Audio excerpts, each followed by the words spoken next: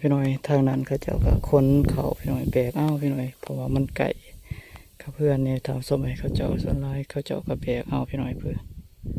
ทางนั้นก็คือการทำสมัยส่วนทางเฮานี่ก็ยังสิได้หาบพี่น้อยหาบมือเฮือนพี่น้อยให้มันไกลๆได้พี่น้อย30 มื้อฮอดเฮือนหาสร้างพี่น้อยก็ไกลพอสมควรพี่น้อยตอนนี้คุณแม่เพิ่นกำลังได้อันนั้นเอาเขาใส่ไม้คันลาวพี่น้อยสิได้หาพี่น้อยก็หน่วยบาลาไตก็สิได้เมื่อให้กันพี่น้อยก็สิได้หาเพื่อกันพี่น้อยเพราะว่าสวยเพิ่นให้มันแล้วตามสมัยยันฝนตกพี่น้อย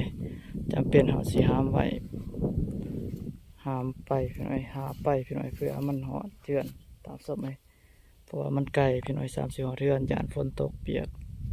ก่อนตามสมัยดังนั้นคุณพ่อเพิ่นให้มัดพี่น้อยก็มัดบ่ใหญ่ปานใดทางสมัยมัดน้อยคือทางบ้านเฮาพี่น้อยมัดใหญ่พี่น้อยประมาณนี้ทางสมัย1 2 3 10 ปลายมัดพี่น้อยเบิ่ง10 ปลายมัดพี่น้อย3 หอเทือนนี่ก็หนักพอสมควรตามสมัย